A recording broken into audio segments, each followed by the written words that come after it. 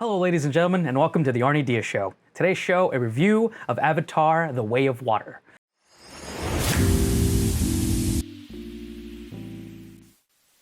Before I get started with the review of Way of Water, I want to do just a quick little recap review of the first movie, Avatar. I recently rewatched Avatar in preparation and to get up to speed for the sequel, and that movie still absolutely holds up. The CG is starting to show its age. It has been over a decade since that movie was released, but James Cameron really did put together a really fun ride with that movie. And I think I know why it was so popular as it was. Of course, the technical aspects of the movie and the action and just eye candy of the movie is really well done, and James Cameron is just really good at doing that kind of stuff, but he's also really good at story.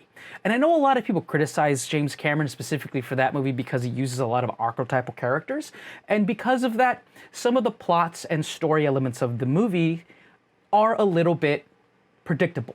But James is so good at getting performances out of people and understands story structure so well that even if these characters are very archetypal, you're still there for the ride. His pacing is always impeccable, and Avatar 1 was a really fun ride. It does have some flaws. I will also say some of the ancillary characters are a little cartoony, but otherwise, fantastic film.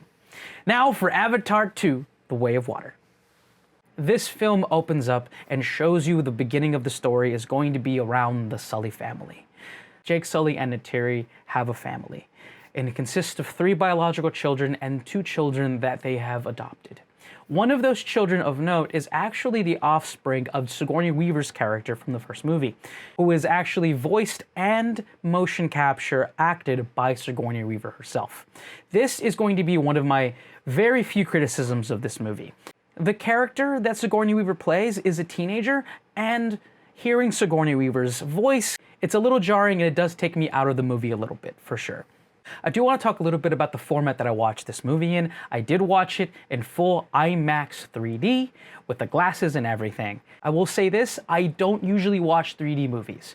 I personally prefer to watch movies in 2D, and if it's a really wonderful experience, I'll usually go back and watch it again in 3D. I've done that with like big tentpole movies, especially the Avengers movies. I find that the 3D becomes a little distracting and keeps me from really kind of diving myself into the story and the characters because there's just so much going on. And that is the case with this movie as well. Watching this in 3D was absolutely mesmerizing.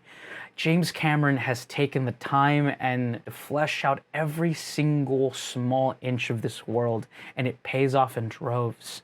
When the movie goes into the water, the frame rate actually shifts, and it becomes even more clear and beautiful.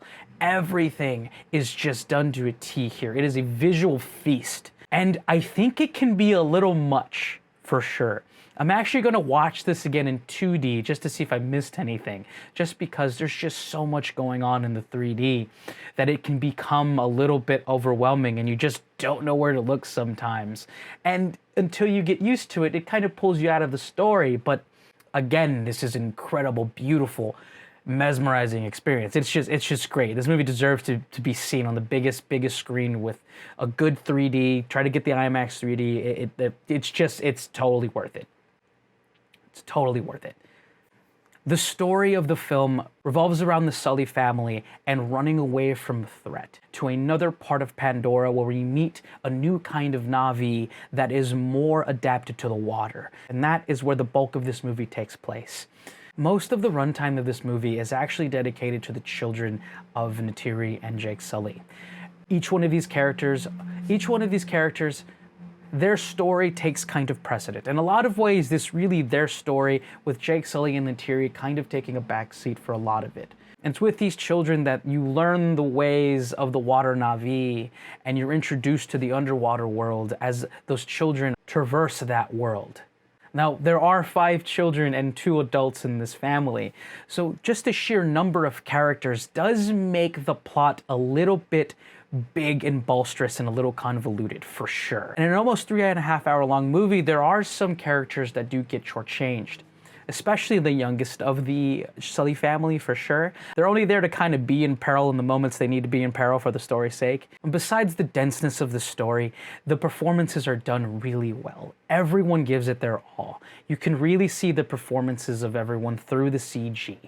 James Cameron has painstakingly made sure that you can see the actor's actual performance come through the CG, and he does that really well. You really feel for these characters. And as they're going through the conflicts, it hits you as much as it hits them. And that is a real testament to the story and the incredible performances that James Cameron is always good at getting. He really is an actor's director. One criticism that I did find myself thinking about, though, was the fact that Neytiri herself, Zoe Saldana, was a little sidelined for this movie. She definitely has a big role to play here, but for a lot of the movie, she's kind of an ancillary character that doesn't have much to do until the very end. And the very end of this movie is set piece after set piece. And this is where James Cameron really shines.